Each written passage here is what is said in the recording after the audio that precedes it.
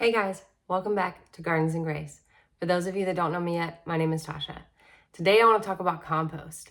So we all know the benefits of compost, how wonderful it is to have good compost on hand, how if you are like me and you live in the city, well, I live kind of outside the city, but I still live in a very suburban area. I do not live in a rural area. I live in a very suburban area. There's not a lot of farms near me.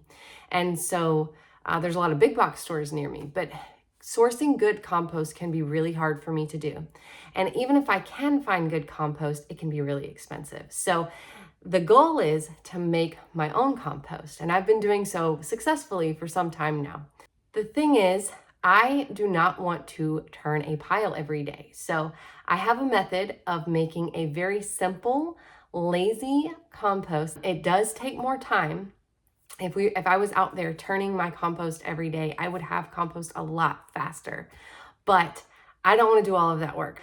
I don't really have time, nor do I want to spend my time turning a compost pile. Not to mention it's a lot of like physical labor to do so. So for me, lazy composting makes sense. You could totally do a hot composting system. And I'm going to talk through the differences a little bit in this video, but you could totally do a hot composting system and you can get compost a lot quicker than I am getting it if that's something that you want to do. And I will tell you guys how to do that. However, remember that it takes more active work on your part. So for me, the trade-off of waiting to get compost was better than the amount of energy I would expend to make a hot compost to get quicker. Basically, if you want to make a good compost, you can do so over a long period of time with very little input or energy from your part, or you can do so in a very short period of time with a lot of energy and input on your part. I know some people who successfully make compost in as little as 6 weeks. That is possible if you want to go that route. But for me, it takes me usually I use mine about after 12 months or so. 18 months, it's fully broken down, but at 12 months is usually when I can use it. I put my compost on my garden beds every year in the fall. That's what I use throughout the growing season.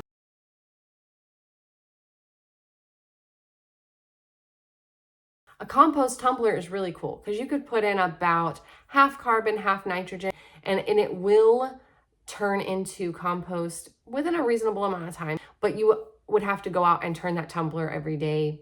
I use a cold compost lazy system, and I pretty much just throw everything that's organic that will break down into my composting system, and I allow it to sit there.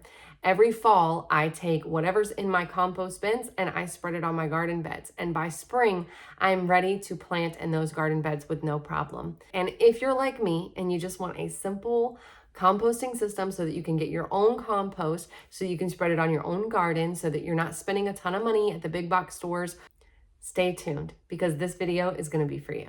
So it's really, really hot out here, guys. I'm going to take the second cart that we filled up and we're going to take that to our lazy composting system. I'm going to show you guys what I was talking about with what I call my 2.5 bin system.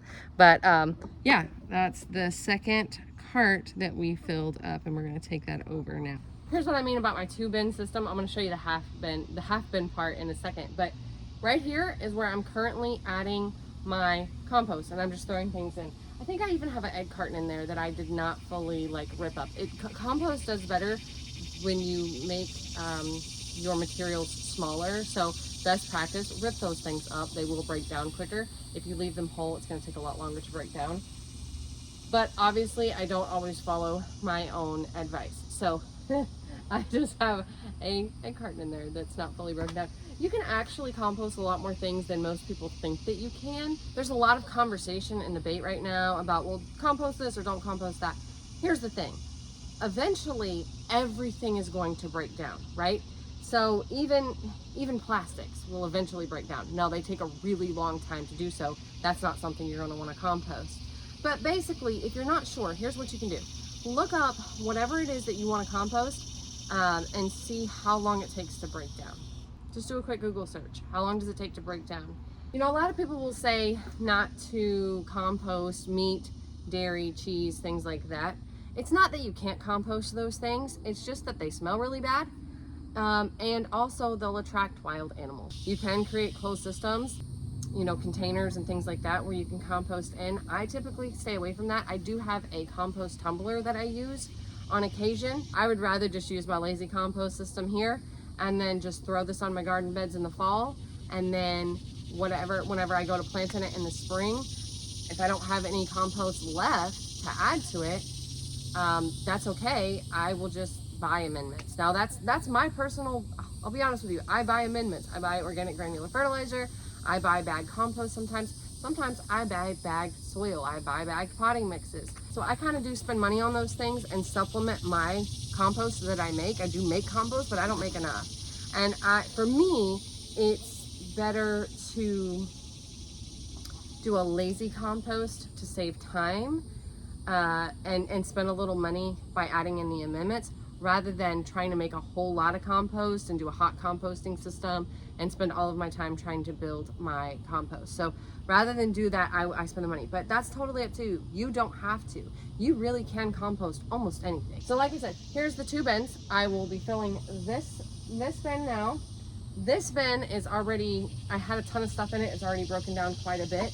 If and when I have compost that's fully broken down, or just about fully broken down, I'll put it in this little pile here. I did just have some. I actually made some compost with alfalfa pellets. I did a quick compost with alfalfa pellets and some pelleted wood, some tiny little pellets of wood and alfalfa, and wet that down.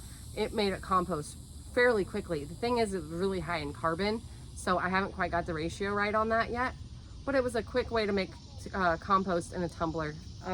I also have some cardboard that's not supposed to be there. I just left it there. I was using it in the garden and wound up leaving that cardboard there, and it's taking a really long time to break down. So I'm adding now nitrogen to it. I'm adding coffee grounds and just kind of covering it. If that was covered with soil, if that cardboard was covered with soil, it would break down a whole lot faster. That's the other thing. If you bury things in your garden soil, they will break down quickly. You don't want to do that right underneath your plants though, but you could totally do it in the fall. You could totally do it several weeks before you plant anything in that space. Over the whole winter, you could just dig trenches in your garden and be throwing your food, kitchen waste in those trenches inside your garden bed. And you wouldn't even have to compost. That's a whole other lazy compost idea. And it will break down. And then if you just wait several weeks before you plant in it, you know, you do that over the winter and you don't plant in it till the spring, and you give it like 3 to 6 weeks, depending on what you're throwing in there and how much, 3 to 6 weeks to break down, you'll have a very nice, organically rich soil. Now, I will tell you the drawback to my lazy composting. There's two drawbacks that I find with my lazy composting system. The first drawback is it takes a really long time. The second drawback is that sometimes I will have volunteers sprouting in my garden beds. Now with a hot compost, you're gonna kind of kill off the seeds, right? And you're not gonna have a lot of seeds that germinate because the compost has gotten to such a high temperature. It's become a hot compost pile. With a lazy compost, you're cold composting. This compost pile is never gonna get hot. So because of that, all of those seeds, whether weed seeds, whether vegetable seeds or whatever, melon seeds, whatever seeds are in here, they're just gonna sit there. And when I go to throw it on my beds during the winter, it'll just kind of sit there, and you know, everything else will break down. But come springtime, when it's time for seeds to germinate, guess what? All of those volunteers will germinate in my garden. Now, I really like volunteers, so I'm okay with that. Sometimes I'll leave them, sometimes I'll pull them out if I need to. But especially if you're a new gardener and you don't know what seedlings look like yet, and you just planted a whole bunch of seeds in your garden, and you have all these things popping up, you may not know what's what. So that can be a pain in the butt. This year, I don't think that'll be as bad for me, because like I said, I'm using my chickens to compost. So I throw them most of my kitchen scraps. I throw them the weeds that I pull out of the garden. I throw them anything that I can throw them, and then I scoop it out of their run. So this year I may not have as much of the pressure of like volunteers germinating, but even still, I don't mind volunteers. People can get really hung up on ratios when it comes to composting. You hear a lot of talk about greens and browns. If you're new to the world of composting, you may be going, oh my gosh, how am I ever gonna get this right? The thing is it's not nearly as complicated as you might think. If you just throw organic matter in, it's going to eventually break down. So what we can do is we can take organic material and add it to our compost pile. If we're doing a lazy compost system and we're not super worried about how long it takes to make it, we can just add the organic matter in without worrying too much about ratios. Now, we're gonna want some greens and some browns. And when we talk about greens, we're talking about items that are high in nitrogen. So this would be your grass clippings, weeds, coffee grounds, any of your kitchen scraps for the most part. Those are all gonna be high in nitrogen. So that's gonna be your green material. Your browns, on the other hand, are items that are high in carbon. So think, straw would be high in carbon. Cardboard boxes, you could take cardboard boxes you get from Amazon, take the tape off and any of the stickers, take all of that stuff off, break it down into small pieces, and that's a very good carbon source that you can add in with your greens, with your nitrogen source, and it will break down very well. So the key with this is if you have all browns, it's not going to break down very fast. And if you have all nitrogen, it's not going to break down very fast. Actually, nitrogen will break down pretty quickly, but it's going to smell really bad. So the carbon will help the nitrogen break down and will keep it from smelling too bad. So basically what I do is I will add kitchen scraps, or, if I'm out working in my garden, I will add lawn clippings or weeds or whatever to the pile. Usually, most of the things coming out of my garden are high in nitrogen. Not always the case, but usually. I will also keep on hand some cardboard that I just leave in my garage. And once I'm adding, a decent bit of nitrogen to my compost pile, I will go get the cardboard out of my garage, rip that up, add it to the compost pile, wet it all down, and bam, that's it. That's all I do.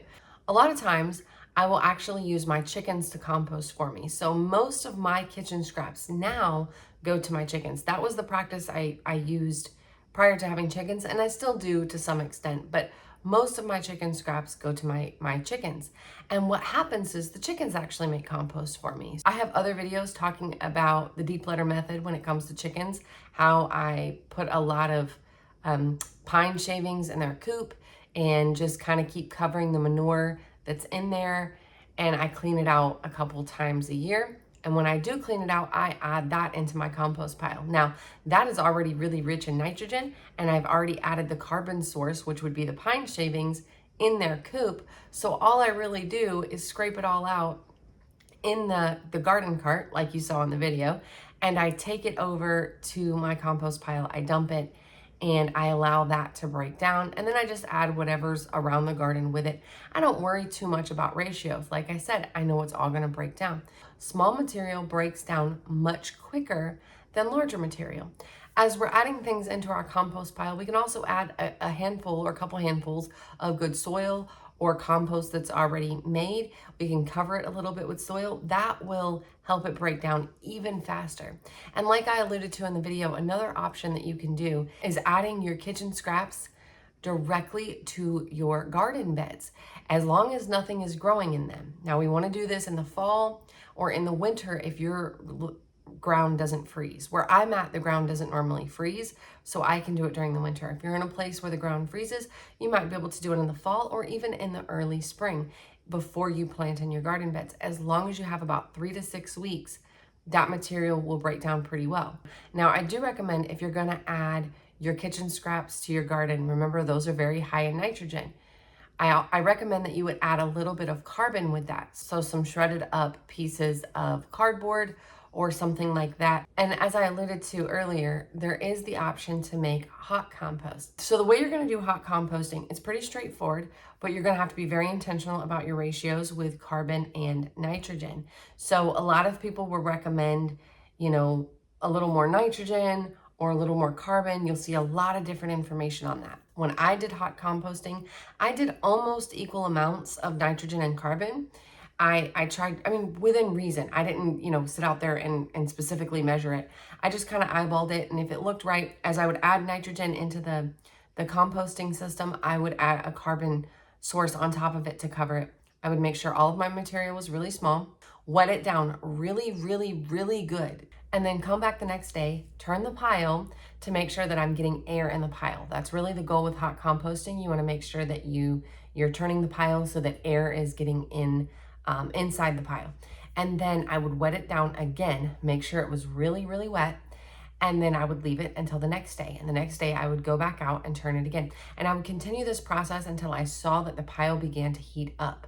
You could take a thermometer and stick it inside the pile. Once you see the temperatures rising, well over 100 degrees, 120 degrees, from that point, the composting process has started, and you don't have to be quite as intentional about turning it, but you're still going to turn it periodically. Once the pile begins to go cold and it's not heating up, theoretically, you should have compost. It should be at the place where you've made compost.